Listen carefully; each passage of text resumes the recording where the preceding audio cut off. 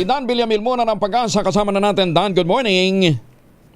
Good morning po Sir Angel at sa ating mga taga-subaybay dito sa DZRH. Ngayong araw, patuloy nga nating minomonitor itong low pressure area sa loob ng ating PAR. Latest location natin ay nasa layong 660 kilometers Kanluran, Hilagang Kanluran ng Coron, Palawan. Sa ngayon malayo na ito sa ating bansa at wala ring direktang epekto sa anumang bahagi ng ating kapuluan.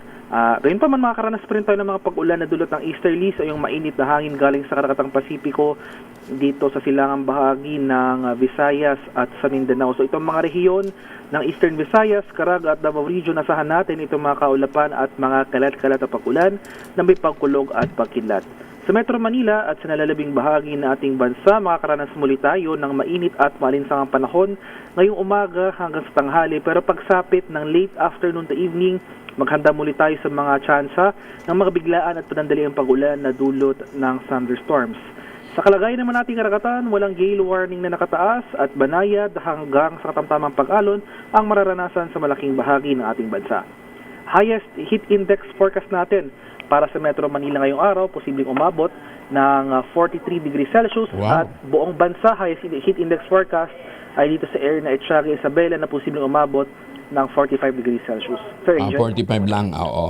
Mainit na nga ang ulo ng mga nagmo-motorcade eh.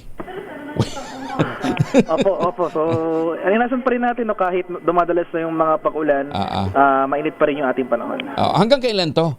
Opo, so itong May kasi, ito yung technically, ito yung transition period from tag-init to tag-ulan. So, pagsapit ng next month, sa buwan ng Hunyo, usually dito na nagsisimula na nagpaparamdam na yung pag-iral ng southwest monsoon yung hanging habagat. So, sa buwan po na ito, mainit pa rin na panahon, pero asahan natin, mas madalas na yung mga pag-ulan na dulot ng thunderstorm. May cloud cluster, ayun, no, nasa labas ng PAR, papalapit sa atin.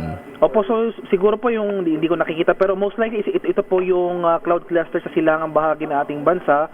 Yan po yung easterlies, no? So yung mga kaulapan na yung associated sa easterlies. So ngayong araw itong mga kaulapan na ito magpapaulan dito sa area ng Eastern Visayas, Caraga at Davao Region.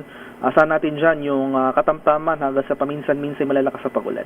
Dan, thank you ha. Maraming salamat. Magandang umaga. Ingat. Thank you po and good morning. Si Dan Villamil mula po sa Pag-asa.